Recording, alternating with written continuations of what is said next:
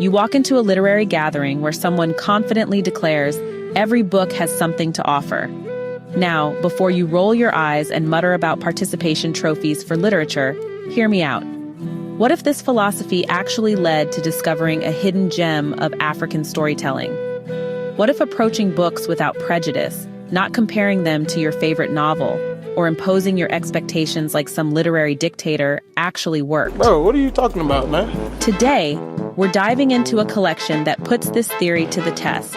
We're talking about 13 short stories from across Africa, spanning 7 countries, tackling everything from identity crises in New York to supernatural puppeteers who make people commit murder. What? And yes, you heard that last part correctly. But before we get to the book reveal, let me tell you about some of the wild rides these stories take us on.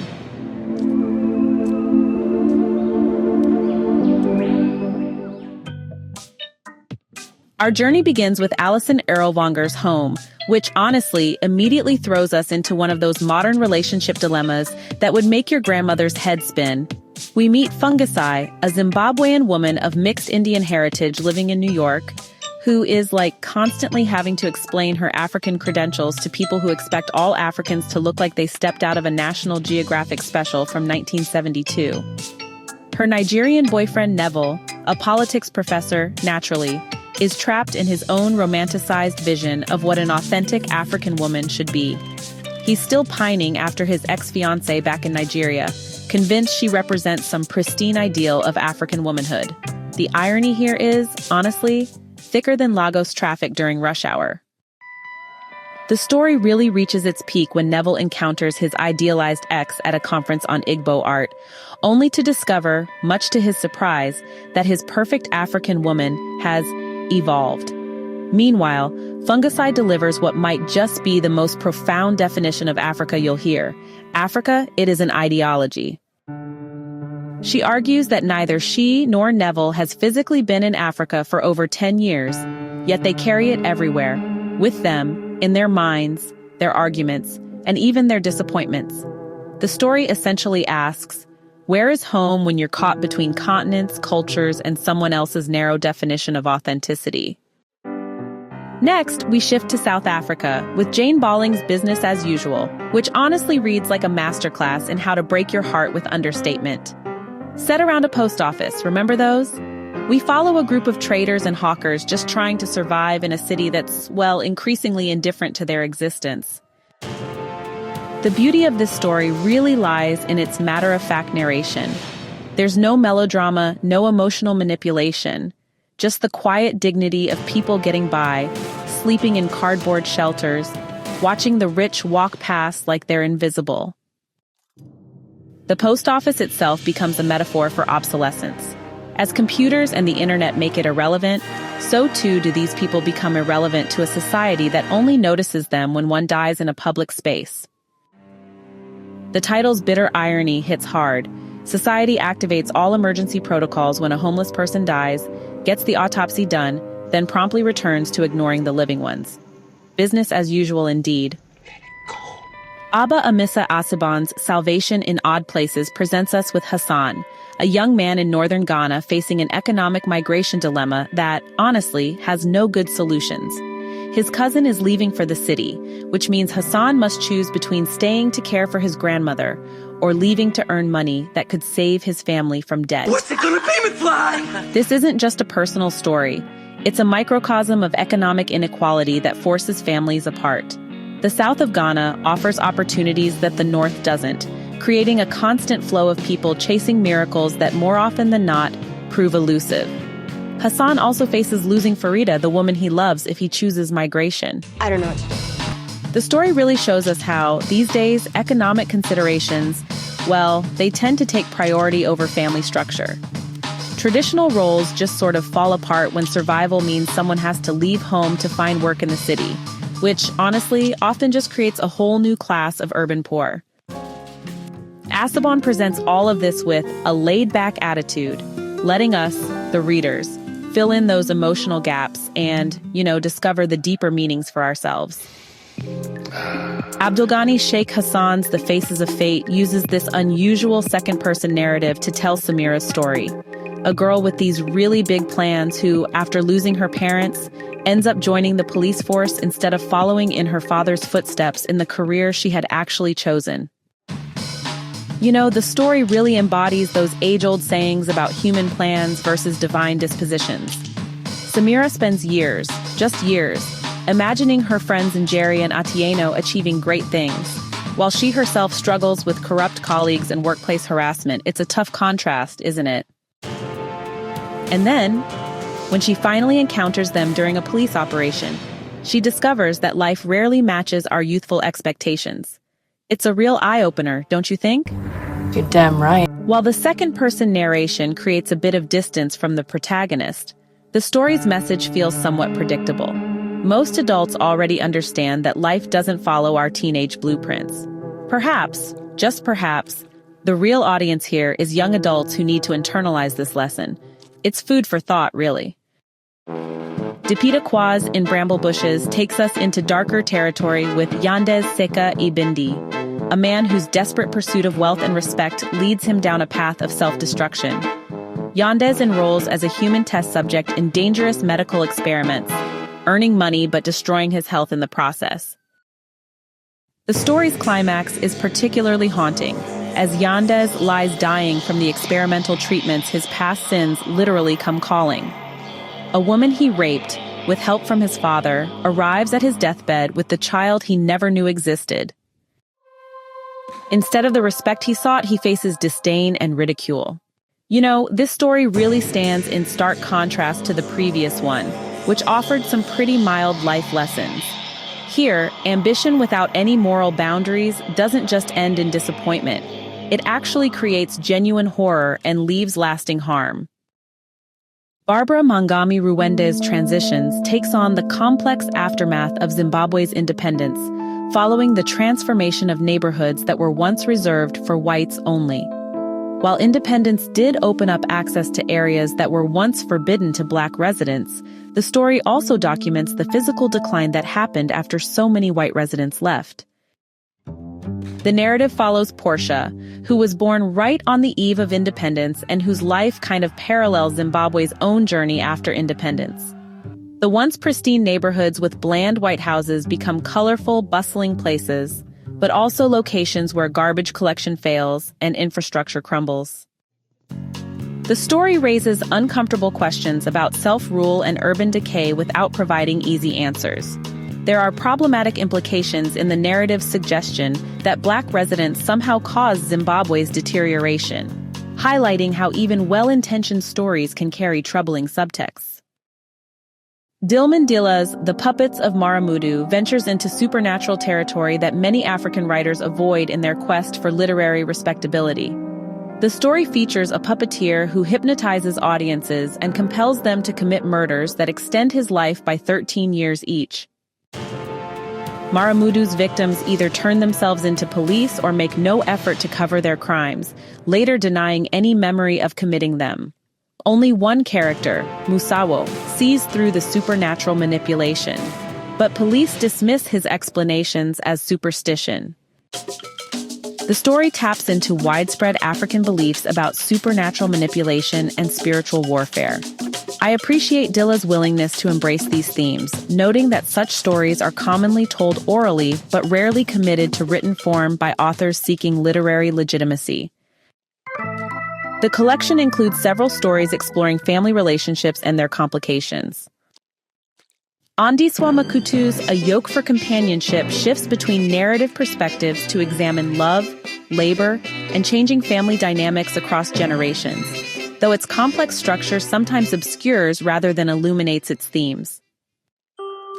Brian Buisagi's Through the Same Gate gives us, this really moving first-person account from a young boy who's dealing with his stepmother's mistreatment. The story dives deep into the tensions that can arise within blended families. And yeah, there are some repetitive elements in the narrative, but these might actually mirror how a child mentally processes tough, confusing circumstances. A.B. Doe's The Spaces in Between takes a close look at intercultural African relationships following the story of a Cameroonian woman and her failed romance with a Yoruba man. His family's business interests end up, taking priority over personal feelings. The story really explores themes of loss and the struggle to put love first when sometimes familial and economic pressures just weigh too heavily. The collection also tackles a range of modern concerns through the rest of its stories, highlighting, just how relevant and timely these narratives are today. So Mike Ikuno's Anti-Natal really captures the challenges folks face in healthcare and, those automatic assumptions people make about pregnancy and marriage. Ola Nubi's Green Eyes and Old Photo takes a look at interracial relationships and how, their consequences can ripple across generations. Lydia Matata's Cut It Off uses this experimental format with radio call-in contributions to dig into relationship abuse and social problems. It weaves together a multi-voice narrative that really brings out the hidden struggles people face at home. So, what collection brings together all these diverse voices and stories from across the African continent? Ladies and gentlemen, I present to you African Roar 2013, published by Storytime, featuring 170 pages of short stories from 13 authors across 7 African countries. This anthology represents the 4th edition of what became an annual collection starting in 2010. The 2013 edition features writers from Kenya, Ghana, Uganda, Zambia, Zimbabwe, Cameroon, Nigeria, and South Africa. Some born outside the continent but currently residing there. Others born in Africa but living abroad. My opening principle, that every book has something to offer when approached without prejudice, proves particularly relevant to this collection. Rather than measuring each story against external standards or comparing them to each other, the approach allows each narrative to exist on its own terms. This philosophy becomes especially important when dealing with a diverse collection like African Roar 2013, where stories range from gritty social realism to supernatural folklore. Trying to apply uniform standards would, miss the unique contributions of each piece. Geographical Diversity. The collection successfully represents multiple regions of Africa, Southern, Eastern, Western, and Central. This geographic spread provides varied perspectives on African experiences from urban South African poverty to northern Ghanaian economic migration. Thematic Range. The themes span personal identity, economic migration, post-independence transitions, family dynamics, supernatural beliefs, and contemporary social issues. This breadth ensures readers encounter, honestly, different aspects of African life and contemporary challenges. Perhaps most importantly, African Roar provides crucial visibility for young, relatively unknown writers. Most contributors have limited published works, making this anthology a potential launching platform for future literary careers. Several stories employ unusual narrative techniques like second-person narration, radio call-in formats, and shifting perspectives, demonstrating formal innovation alongside thematic diversity. Linguistic Limitations. The collection's focus on Anglophone countries represents a significant limitation. The absence of translations means entire regions, North African Arab-speaking countries, Lusophone nations, and Francophone territories, remain unrepresented. This creates a skewed picture of African literary production. So here's the thing, while my philosophy avoids direct comparison, it's pretty clear that some stories just work better than others. Honestly, several of them suffer from unclear narrative structures, repetitive elements, or, predictable plotting that really weakens their impact. Missed opportunities. Yeah, that's a good way to put it. Some stories, especially transitions, raise these really complex political and social questions, but they just don't quite explore their implications deeply enough. Or sometimes they don't avoid those problematic interpretations. The collection's willingness to include supernatural elements, like in the puppets of Maramudhu, actually represents an important kind of cultural authenticity. It's interesting because many African writers tend to avoid those themes in pursuit of Western literary respectability. But Dila's story, it acknowledges beliefs and storytelling traditions that are still so vital across the continent. Similarly, Stories like Home address complex questions of African identity in an increasingly globalized world. As migration and intermarriage create new forms of cultural belonging, literature must grapple with these evolving definitions of African identity. African Roar 2013 represents both the possibilities and limitations of contemporary African literary production. Its strengths, diversity of voices, thematic range, and a platform for emerging writers, outweigh its weaknesses, making it a valuable contribution to understanding contemporary African experiences. The collection's experimental spirit, its willingness to engage with difficult topics, and its commitment to showcasing new voices suggest a healthy literary ecosystem. Yet, the linguistic limitations remind us that much African literary production remains, well, invisible to English-speaking audiences. For readers seeking to understand contemporary Africa beyond those stereotypical representations, this collection offers nuanced, varied perspectives on modern African life. The stories avoid both romanticization and excessive pessimism, instead presenting complex realities that resist simple categorization. To conclude, while readers may not enjoy every story, each offers something worthwhile.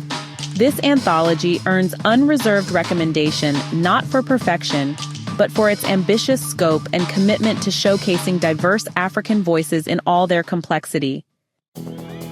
In our increasingly connected world, collections like African Roar 2013 serve crucial functions, preserving storytelling traditions, documenting contemporary challenges, and creating platforms for literary voices that might otherwise remain unheard. That's a mission worthy of support. Hey, thanks so much for hanging out with me today. If you're interested in diving deeper into this book, I've left some links down in the description. You can use it to grab yourself a copy and keep the adventure going. And if you're in the mood for more great reads, don't go just yet. Click on one of the videos popping up right now that I think you'll love. And don't forget to give this review a like, leave a comment, or even subscribe if you'd like to see more. Every bit of support helps us grow this little community of book lovers. See you in the next one.